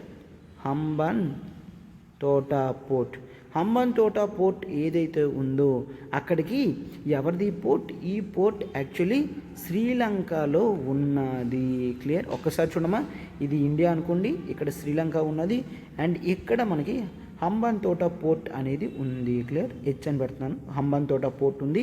అయితే ఇక్కడ చూస్తే ఇది ఇండియాకి నియర్నెస్లో ఉంటుంది. క్లియర్. సో అయితే ఈ హంబన్తోటా పోర్ట్కి ఎవరు వచ్చాయి? షిప్స్ వచ్చాయి. చైనీస్ షిప్స్ అనేవి రావడం జరిగింది అని చెప్తున్నారు. అయితే దానికి గాను శ్రీలంకన్ గవర్నమెంట్ని అడిగితే శ్రీలంక వాళ్ళు నో, చైనీస్ షిప్స్ అనేవి రాలేదు అని చెప్తున్నారనమాట. క్లియర్. సో అయితే ఇక్కడ మనం ఏం చూస్తాం? యాక్చువల్లీ హంబన్తోటా పోర్ట్ని డెవలప్ చేయడానికి చైనీస్ వాళ్ళు వచ్చారు. క్లియర్. వాళ్ళు లాట్ ఆఫ్ ఇన్వెస్ట్మెంట్ పెట్టి దాన్ని ఒక అన్వయబుల్ ప్రాజెక్ట్ కింద చేసేసారు. అన్వయబుల్ ప్రాజెక్ట్ అంటే ఏంటమ్మా? చూడండి, ఒక 100 రూపీస్ రెవెన్యూ ఒక దగ్గర నుంచి వస్తుంది అంటే దానికి ఇన్వెస్ట్మెంట్ అనేది 10,000 కానీ 1 lakh కానీ పెడతాం. అయితే 100 రూపీసే ఇన్వెస్ట్మెంట్ వస్తుంది అని తెలిసిన 10 lakhs దాకా పెడుతున్నాము అంటే అర్థం ఏంటి? I am expecting more than profit. Right. అది శ్రీలంకకు అర్థం కాలేదు. క్లియర్. 10 lakhs ఇచ్చేసరికి బాగా ఇంకా ప్రాఫిట్ పెరిగిపోతుందేమో అనుకొని శ్రీలంక ఇన్వెస్ట్మెంట్స్ని హంబన్ తోట పోర్ట్కి యాక్సెప్ట్ చేయడం జరిగింది. క్లియర్. అయితే ఇక్కడ ఏం చూస్తాము, హంబన్ తోట పోర్ట్లో వాళ్ళు ఆ ప్రాజెక్ట్ని ఒక అన్వైబుల్ ప్రాజెక్ట్గా చెప్పేశారు. వాటి నుంచి ఎటువంటి ప్రాఫిట్స్ కూడా రావడం లేదనమాట.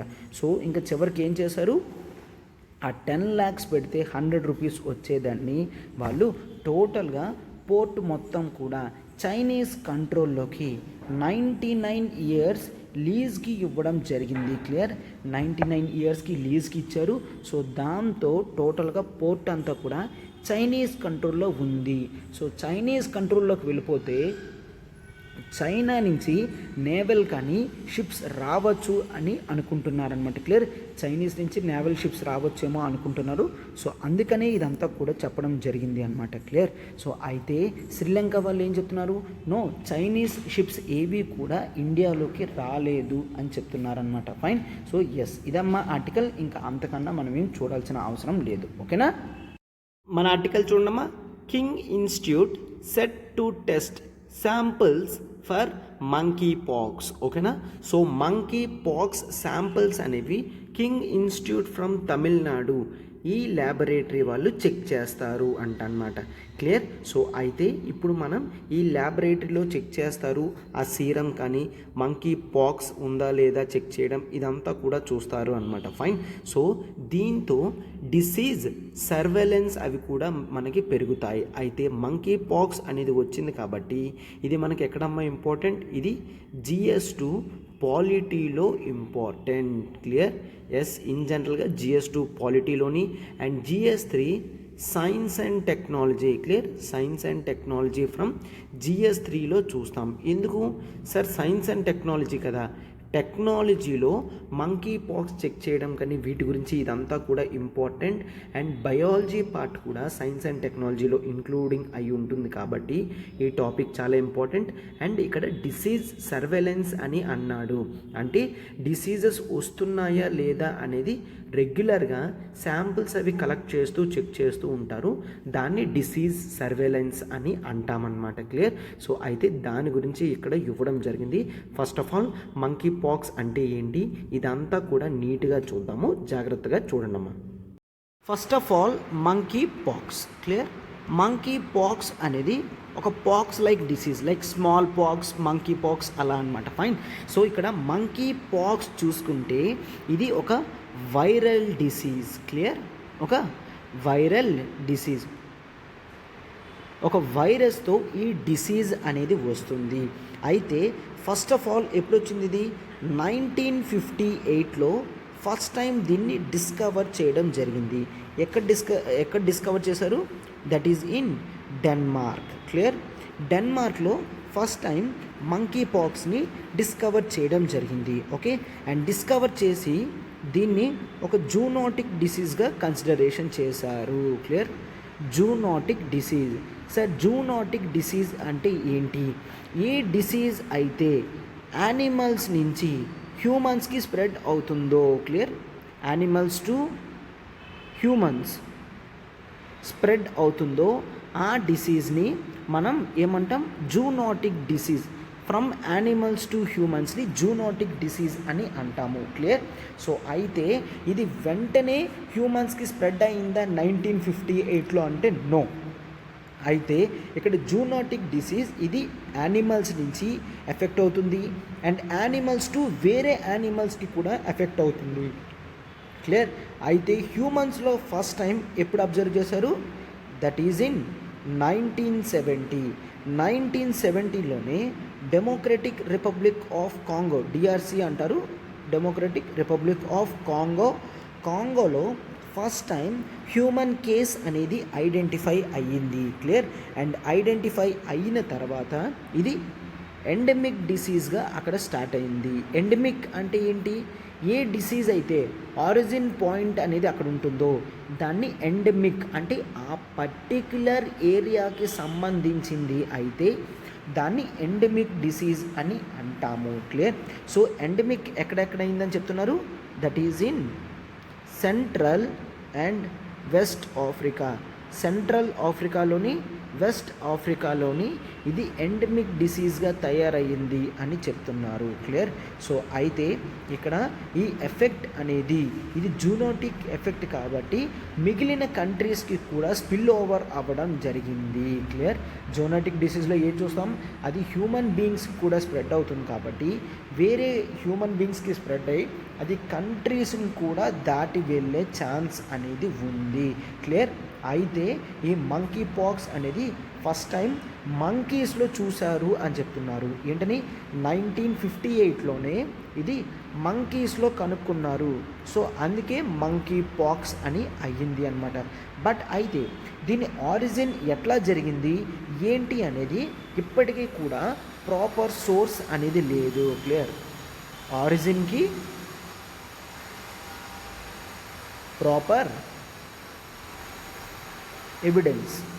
ప్రాపర్ ఎవిడెన్స్ అనేది లేదు.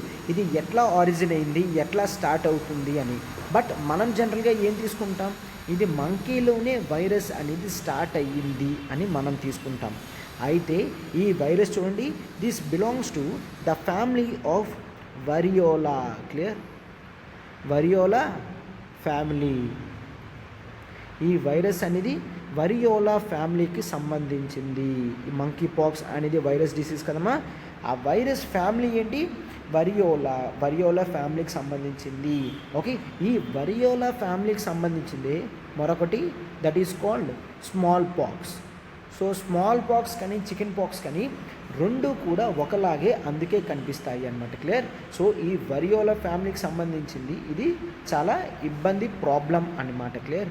స్మాల్ పాక్స్ అనేది కోర్స్ మనం దాన్ని బాగానే కంట్రోల్ చేసాం. ఇప్పుడు మంకీ పాక్స్ అనేది వస్తుంది. క్లియర్.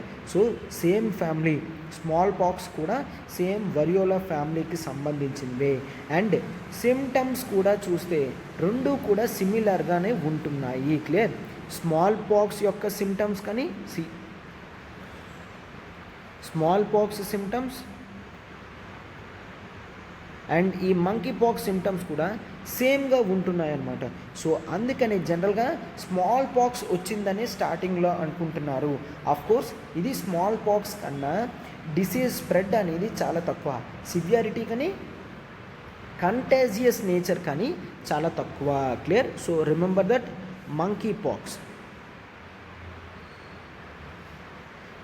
పాక్స్ యొక్క కంటేజియస్ కెపాసిటీ అంటే spread capacity human to human individual spread అనేది ఇది తక్కువ. క్లియర్. కంటేజియస్ స్ప్రెడ్ అనేది చాలా తక్కువ.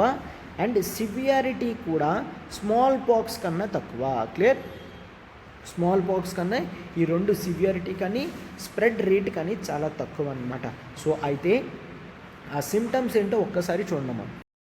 So the symptoms for monkey pox, ఖచ్చితంగా ఆ వ్యక్తికి ఫీవర్ అనేది వస్తుంది, ఆ వ్యక్తికి హెడేక్ వస్తుంది and muscle pain. Clear. Muscle pain అనేది వస్తుంది, మజిల్స్ బాగా పెయిన్ వస్తుంది. And lethargy. క్లియర్. స్కిన్ అంతా కూడా లెథార్జీగా తయారైపోతుంది. అండ్ ఆ తర్వాత స్కిన్ మీద చాలా వరకు ర్యాషెస్ వస్తాయి. క్లియర్. స్కిన్ మీద చాలా వరకు ర్యాషెస్ వస్తాయి. అండ్ ఆ ర్యాషెస్ అనేవి ఎక్కడెక్కడ రావచ్చు, ఫేస్ మీద రావచ్చు, పామ్ అరికాల మీద రావచ్చు, ఫీట్ మీద రావచ్చు, మౌత్. క్లియర్. సో వీటి మీద okay are eyes and even genitalia means genital అంటే ప్రైవేట్ పార్ట్స్ మీదైనా కూడా ఈ ర్యాషెస్ అనేవి రావచ్చు మంకీ పాక్స్. సో అందుకనే మంకీ పాక్స్ సిమ్టమ్స్ అనేవి చాలా ఇంపార్టెంట్ తెలుసుకోవడం. అయితే ఈ సిమ్టమ్స్ అనేది ఎప్పుడు వస్తుంది, జనరల్గా 2 వీక్స్ అయిన తర్వాత. ఫర్ ఎగ్జాంపుల్ ఈ సిమ్టమ్స్ అన్నీ కూడా డిసీజ్ వచ్చిన 2 వీక్స్ తర్వాత జనరల్గా సిమ్టమ్స్ అనేవి కనిపిస్తాయి. క్లియర్. సిమ్టమ్స్ అవన్నీ పెద్దవవుతాయి, ఆ సిమ్టమ్స్ అప్పుడే కనిపిస్తుంది. క్లియర్. అండ్ ఆ తర్వాత జనరల్గా ఇది ఎఫెక్ట్ అయిన తర్వాత ఎన్ని రోజులు ఉంటుంది, అట్లీస్ట్ 2 to 4 వీక్స్ వరకు కూడా 2 to 4 వీక్స్ దాకా కూడా జనరల్గా ఇది చిల్డ్రన్లోనే కనిపిస్తుంది. Clear, 2 to 4 weeks. అయితే ఇక్కడ చాలామంది కూడా చిల్డ్రనే ఉంటారు. ఎక్కువ మంది ఎఫెక్ట్ ఎవరవుతున్నారు? చిల్డ్రన్లోనే ఇది ఎక్కువ రోజులు ఉంటుంది. క్లియర్. అయితే ఆఫ్కోర్స్ మంకీ పాక్స్ అనేది సెల్ఫ్ లిమిటెడ్ డిసీజ్ అనమాట. అంటే and resolve spontaneously without any specific treatment. చాలా వరకు కొన్ని మంకీ పాక్సెస్ కేసెస్ వస్తున్నాయి, బట్ ఎటువంటి మెషర్ కూడా లేకుండానే అవి కంప్లీట్ అవుతున్నాయి, సాల్వ్ అవుతున్నాయి అన్నమాట. క్లియర్. సో అందుకని దీని గురించి ప్రత్యేకంగా మైల్డ్ మంకీ పాక్స్ వైరస్ అయితే దాని గురించి ఆలోచించాల్సిన అవసరం లేదు. క్లియర్. మంకీ పాక్స్ అనేది చాలా కొద్దిగా ఉంటుంది. సీరియస్ అయితే మాత్రం ఖచ్చితంగా డాక్టర్స్ ప్రిస్క్రిప్షన్ అనేది తీసుకోవాలన్నమాట. క్లియర్. ఎస్. అయితే న్యూ బోర్న్ బేబీస్ కానీ యంగ్ చిల్డ్రన్స్ కానీ ఎవరికైతే ఇమ్యూన్ డెఫిషియన్సీ అనేది ఉంటుందో వాళ్ళల్లో ఎక్కువ ఈ ఛాన్సెస్ ఉంటాయి. ఒకవేళ వాళ్ళకి వచ్చింది అంటే ఖచ్చితంగా వెంటనే హాస్పిటలైజేషన్ చేయించాలి. ఎందుకమ్మా, ఇది మనం ఏం చూసాం, ఐస్ దగ్గర కానీ జెనిటల్ పార్ట్స్ కానీ ఆర్ జనరల్గా నోస్, మౌత్ వీటి దగ్గర కూడా వస్తుంది అని చెప్తున్నారు. ర్యాషెస్ లాగా వస్తున్నాయి అని అంటున్నారు. అవునా? సో అందుకని ఇది చాలా ఇంపార్టెంట్ అనమాట దీని గురించి తెలుసుకోవడం అంతా. అండ్ నెక్స్ట్ చూడండి, ఈ వైరస్ అనేది ఎలా ట్రాన్స్మిట్ అవుతుందో ఒక్కసారి చూడండమ్మా. సో వైరస్ ట్రాన్స్మిషన్ అనేది చూడండమ్మా.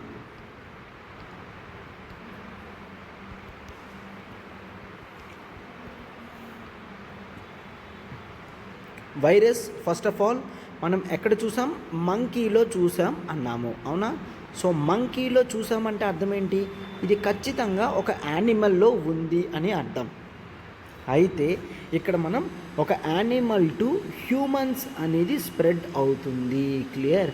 యానిమల్స్ టు హ్యూమన్స్ స్ప్రెడ్ అవుతుంది అంటే ఇక్కడ కేవలం హ్యూమన్స్ అనే కాదు, ఇక్కడ యానిమల్స్ టు యానిమల్స్ కూడా స్ప్రెడ్ అవుతుంది. క్లియర్. హ్యూమన్స్కి స్ప్రెడ్ అవుతుంది, యానిమల్ టు హ్యూమన్ స్ప్రెడ్ అవుతుంది. ఆ తర్వాత ఒకసారి హ్యూమన్కి వచ్చింది అంటే హ్యూమన్ టు హ్యూమన్ కూడా స్ప్రెడ్ అవుతుంది. క్లియర్. ఎవరైతే క్లోజ్ కాంటాక్ట్ ఉంటారో, క్లియర్, క్లోజ్ కాంటాక్ట్ ఉంటారో with the infected persons, infected ఎవరికైతే డిసీజ్ వస్తుందో వాళ్ళ బ్లడ్ కానీ, క్లియర్, వాళ్ళ బ్లడ్ కానీ వాళ్ళ బాడీ నుంచి రిలీజ్ అయ్యే ఫ్లూయిడ్స్ కానీ అండ్ వాళ్ళ బాడీ మీద ఉన్న స్కిన్ లెసియన్స్ అంటే గాయాలు అంటాము. క్లియర్. స్కిన్ లెసియన్స్ గాయాలు అంటాము. సో వీటి నుంచి ఒక ఇన్ఫెక్టెడ్ యానిమల్ నుంచి వేరే వాళ్ళకి వెళ్ళచ్చు. And human to human transmission కూడా బాడీ సెక్రిషన్స్ కానీ అండ్ కంటామినేటెడ్ ఆర్టికల్స్ అనేవి ముట్టుకుంటే ఒక వ్యక్తి ఏ అనే వ్యక్తి ఒక ఆబ్జెక్ట్ని ఇట్లా ముట్టుకున్నాడు అనుకోండి. దెర్ ఈజ్ వన్ ఆబ్జెక్ట్, ఆ ఆబ్జెక్ట్ని ముట్టుకున్నాడు. ఈ ఏకి మంకీ పాక్స్ వైరస్ ఉంది. సో ఈ ఆబ్జెక్ట్ని మరొక వ్యక్తి బి అనే వ్యక్తి ముట్టుకున్నాడు. సో ఈ వ్యక్తికి మంకీ పాక్స్ వచ్చే ఛాన్సెస్ అనేవి చాలా ఎక్కువ ఉన్నాయి. క్లియర్. అండ్ ఇంకేం చెప్తున్నారు ఇక్కడ, జనరల్గా ఎవరైతే సెక్షువల్ యాక్టివిటీస్లో పార్టిసిపేట్ చేస్తారో వాళ్ళ వల్లనే ఈ డిసీజెస్ అనేవి ఎక్కువ కనిపిస్తున్నాయి. క్లియర్. ఎందుకంటే ఇది హ్యూమన్ ఫ్లూయిడ్స్తో పాస్ అవుతుంది కాబట్టి సెక్షువల్ కాంటాక్ట్స్ ఎవరైతే చేస్తారో అక్కడ most of the times spread అయ్యే ఛాన్సెస్ ఉంటాయి అన్నమాట. క్లియర్. అండ్ ప్రిడామినెంట్గా చాలా ఎక్కువగా ఎవరి దగ్గర చూస్తున్నాం మనం? బైసెక్షువల్స్ దగ్గర. క్లియర్. బైసెక్షువల్స్ దగ్గర and male to male. Okay, male to male అంటే males who are having sexual activities with the other males, nothing but queer community అన్నమాట. క్లియర్. సో ఈ క్వీర్ కమ్యూనిటీస్ వీళ్ళ దగ్గర స్ప్రెడ్ అనేది ఎక్కువ ఉంది అని చూస్తాము. క్లియర్. అయితే ట్రాన్స్మిషన్ చూసాం కాబట్టి ఇప్పుడు అవుట్ బ్రేక్ అని అంటాం. అవుట్ బ్రేక్ అంటే ఏంటి? నెంబర్ ఆఫ్ కేసెస్ అనేవి దాటితే, స్ప్రెడ్ అనేది నెంబర్ ఆఫ్ కేసెస్ దాటితే అది చాలా ఇంపార్టెంట్ అనమాట. ఆ అవుట్ బ్రేక్ అంటాము, దాన్నే అవుట్ బ్రేక్ అని అంటాం. అయితే చూడండి, ఫస్ట్ ఆఫ్ ఆల్ ఇనీషియల్గా మనం ఎప్పుడు చూసాం? 1970లో ఆఫ్రికాలో చూసాం. అండ్ ఆ తర్వాత 2003లో యునైటెడ్ స్టేట్స్ ఆఫ్ అమెరికాలో చూసాం. చాలా కేసెస్ అనేవి కొన్ని యానిమల్స్ ఇంపోర్ట్ చేసుకోవడం జరిగింది. ఆ ఇంపోర్టెడ్ యానిమల్స్ నుంచి హ్యూమన్స్కి వచ్చింది అండ్ హ్యూమన్స్ టు హ్యూమన్స్ అనేది స్ప్రెడ్ అవ్వడం స్టార్ట్ అయ్యింది. క్లియర్? అయితే ప్రెజెంట్ అవుట్బ్రేక్ ఎప్పుడు జరిగిందో చూడండి. ప్రెజెంట్ అవుట్బ్రేక్ మనం 2022 మేలో చూస్తాము. అంటే రీసెంట్గానే 2 months అవుతుంది. దీన్ని అవుట్బ్రేక్ అని ఎందుకు అన్నామంటే వితిన్ 2 monthsలోనే దీని స్ప్రెడ్ అనేది బాగా ఎక్కువయింది. సో ఇప్పుడు ఈ డిసీజ్ ఎక్కడైతే అవుట్బ్రేక్ అయిందో అసలు ఆ ఏరియాస్ అనేవి ఎండమిక్ ఏరియాస్ కాదు. ఎండమిక్ అంటే ఏంటి? Starting point of the disease. ఆ డిసీజ్ ఆరిజిన్ ఎక్కడైతే జరిగిందో దాన్ని ఎండమిక్ అని అంటాం. అయితే ఎండమిక్ ఏరియాస్లో అవుట్బ్రేక్ ఎప్పుడైనా వస్తే అది ఆశ్చర్యపడాల్సిన విషయం కాదు. బట్ ఇప్పుడు ఎండమిక్ కాని ప్లేసెస్ నుంచి వచ్చింది కాబట్టి ఆశ్చర్యానికి గురి కావాల్సింది. క్లియర్? ఎందుకంటే మోస్ట్ ఆఫ్ ది కేసెస్ ఇప్పుడు ఎక్కడి నుంచి నోట్ అవుతున్నాయి? దట్ ఈస్ ఫ్రమ్ యూరోప్లోంచి. క్లియర్? యూరోప్లోని, నార్త్ అమెరికాలోని నోట్ అవుతున్నాయి, ఆఫ్రికా నుంచి కాదు. అండ్ ఇండియాలో ఉన్న కేసెస్ చూస్తే ఇండియాలో కూడా రిపోర్ట్ అవుతుంది అని చెప్తున్నారు కదా, ఢిల్లీలోని అండ్ ఇంకా కేరళలో కూడా వచ్చాయన్నారా? అది ఎక్కడి నుంచి? దట్ ఈజ్ ఫ్రమ్ సౌదీ అరేబియాకి వెళ్ళి వచ్చిన వాళ్ళల్లోంచి కేరళ వాళ్ళకి రావడం జరిగింది అని చెప్తున్నారు. అవునా? సో అయితే ఈ ఏరియాస్ ఏవి కూడా ఎండమిక్ కాదు. క్లియర్? సో అయితే ఈ అవుట్బ్రేక్ కాకముందు మంకీ పాక్స్ అనేది చాలా వరకు మనం కేవలం ఆఫ్రికాలోనే చూసేవాళ్ళం. క్లియర్? అంటే స్ప్రెడ్ అనేది చాలా ఎక్కువగా జరుగుతుంది అని చూస్తున్నాం. రీసెంట్గా ఈ రీజియన్స్కి ఎవరైతే వెళ్ళారో అండ్ అక్కడి నుంచి యానిమల్స్ అవి ఎవరైతే ఇంపోర్ట్ చేసుకున్నారో వాళ్ళ దగ్గర నుంచి ఈ డిసీజెస్ అనేవి వస్తున్నాయి. క్లియర్? సో అయితే ఇప్పుడు జనరల్గా ఇప్పుడు ఏం చెప్తున్నారు? ఈ మంకీ పాక్స్ కేసెస్ అనేవి జూన్ తర్వాత, క్లియర్, చాలా తక్కువ షార్ట్ ఆఫ్ టైంలోనే 70% కేసెస్ పెరిగాయి. సేమ్ కరోనా లాగా ఇనీషియల్ డేస్లో చాలా తక్కువ ఉన్నది అండ్ లేటర్ డేస్లో నెంబర్ ఆఫ్ కేసెస్ స్ప్రెడ్ అనేది చాలా స్పీడ్గా వెళ్తుంది అన్నమాట. సో అయితే ఇప్పుడు కాస్త బెనిఫిట్ ఏంటి అంటే స్టార్టింగ్లో మనకి లిటిల్ నాలెడ్జ్ మాత్రమే ఉండేది, సోర్స్ కానీ ట్రాన్స్మిషన్ కానీ. బట్ ఇప్పుడు lots of amounts of data కూడా ఉన్నది. సో దాన్ని అనలైజ్ చేసి మనం చెయ్యొచ్చు. డిసీజ్ ఎపిడెమాలజికల్ స్టడీస్ అనేవి చెయ్యొచ్చు. ఎపిడెమాలజికల్ అంటే రిలేటెడ్ టు స్టడీ ఆఫ్ డిసీజెస్ని ఎపిడెమాలజికల్ అని అంటాము. క్లియర్? సో అయితే రీసెంట్గా ఇప్పుడు ఏం చేశారు? ఈ మంకీ పాక్స్ డిసీజ్ని స్టడీ చేసిన తర్వాత public health emergency of international concern అని డిక్లేర్ చేయడం జరిగింది. ఎవరు చేశారమ్మా? WHO వాళ్ళు, వరల్డ్ హెల్త్ ఆర్గనైజేషన్ వాళ్ళు మీటింగ్ పెట్టుకొని దీన్ని ఇలా డిక్లేర్ చేశారు. ఏంటది? Public health emergency. Clear? Public health emergency of international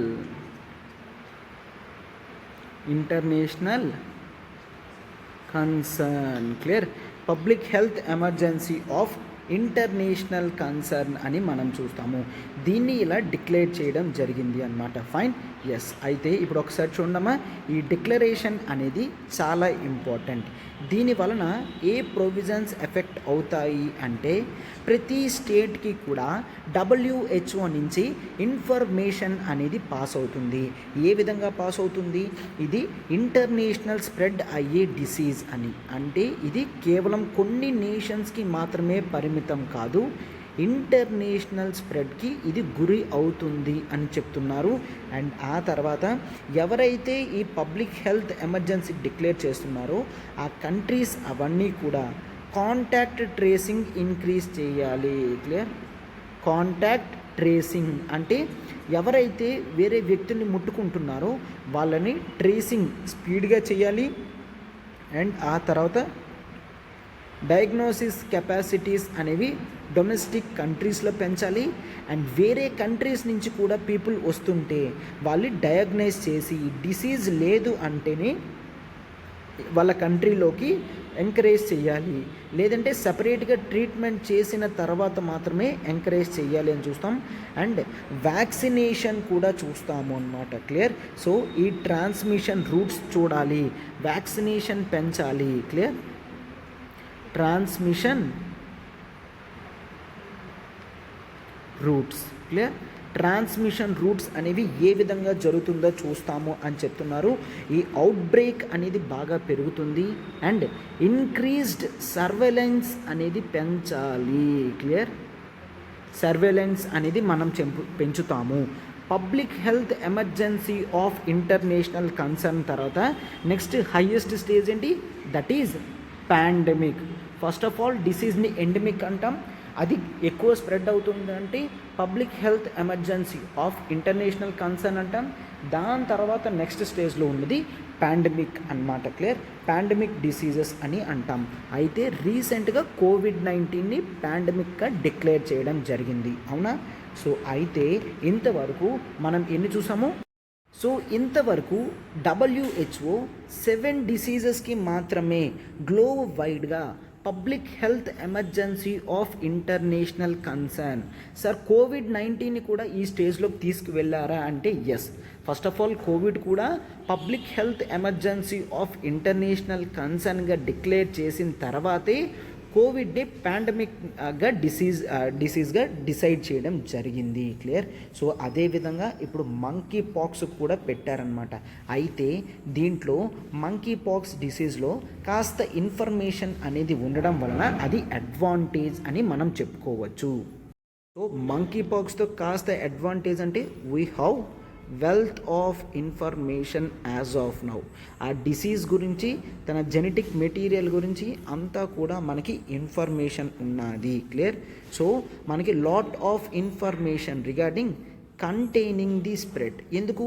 COVID-19 స్ప్రెడ్నే control చేయగలిగాం కాబట్టి ఈ మంకీ పాక్స్ డిసీజ్ కూడా ఏ విధంగా కంట్రోల్ చేయగలం, కంటైన్ అంటే స్టాప్ అన్నమాట, చేయగలం అనేది తెలుస్తుంది. క్లియర్. సో ఇదంతా కూడా ఫస్ట్ ఆఫ్ ఆల్ మనకి ఆఫ్రికా నుంచి చాలా ఇన్ఫర్మేషన్ అనేది రావడం జరిగింది.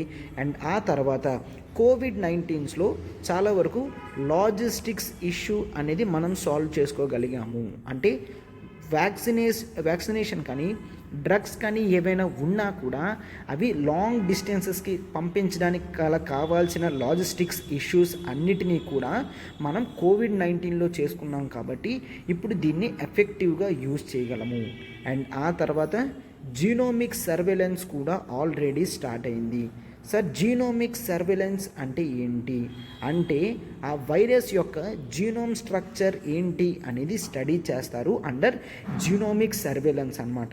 క్లియర్. సో దీంతో కాంటాక్ట్ అది ఏ విధంగా జరుగుతుంది, ఇంపార్టెంట్ పార్ట్ ఏంటి అన్నీ కూడా తెలుస్తుంది అన్నమాట. క్లియర్. అయితే ఇప్పుడు ఈ అవుట్బ్రేక్ అనేది చాలా స్పీడ్గా స్ప్రెడ్ అవుతుంది కాబట్టి మనం ఇంతవరకు సంపాదించుకున్న నాలెడ్జ్ అంతా కూడాను దీని మీద యూజ్ చేయొచ్చు. సార్ అయితే ఇప్పుడు దీని మీద వ్యాక్సిన్స్ కానీ ఏమైనా ఉన్నాయా అని చూస్తే నో, ఇంతవరకు కూడా నో వ్యాక్సిన్. క్లియర్. ఎటువంటి వ్యాక్సిన్ కూడా లేదు. బట్ దీని similar structure in small pox చూస్తాం కాబట్టి స్మాల్ పాక్స్ కానీ మంకీ పాక్స్ కానీ ఒకలాగే ఉంది కాబట్టి స్మాల్ పాక్స్కి ఉన్న వ్యాక్సిన్ని మనము మంకీ పాక్స్ కూడా యూజ్ చేస్తున్నాం. ఈ స్మాల్ పాక్స్ వ్యాక్సిన్ అనేది చూసుకుంటే అది 85% దాకా మంకీ పాక్స్కి ఎగెయిన్స్ట్గా పనిచేస్తుంది అని చూస్తాం. అండ్ ఈ మంకీ పాక్స్ డిసీజ్ వస్తే స్పెషల్ ట్రీట్మెంట్ అనేది లేదు, నో స్పెసిఫిక్ ట్రీట్మెంట్. ఈ విధంగానే ట్రీట్ చేయాలి అన్న ప్రొసీజర్ లేదు కాబట్టి జనరల్గా దాని మీద ఆ డిసీజ్తో వచ్చిన ఎక్స్టర్నల్ ప్రాబ్లమ్స్ ఏవైతే ఉన్నాయో వాటిని కంట్రోల్ చేస్తూ మనం తీసుకొని రావడం జరిగింది అని చెప్తున్నారనమాట. క్లియర్. ఎస్. అయితే ఈ protective immunity already monkey pox వచ్చిన వాళ్ళకి తగ్గితే అది ప్రొటెక్టివ్ ఇమ్యూనిటీగా పనిచేస్తుందో లేదో కూడా మనకి అంత ఎగ్జాక్ట్గా తెలీదు అనమాట. క్లియర్. సో అందుకనే దీన్ని ఇంపార్టెంట్గా మనం చూస్తాము. ఎస్, వ్యాక్సినేషన్ అనేది ఆల్రెడీ స్మాల్ పాక్స్ది సరిపోతుంది కాబట్టి పెద్దగా ఇచ్చేయట్లేదు. బట్ దీన్ని మనం కంట్రోల్ చేయగలిగితే మాత్రం స్ప్రెడ్ అనేది అది చాలా స్పీడ్గా స్ప్రెడ్ కంట్రోల్ అవుతుంది. అన్ని డెత్ రేట్స్ కూడా మనం ఎక్కువ చూడమన్నమాట.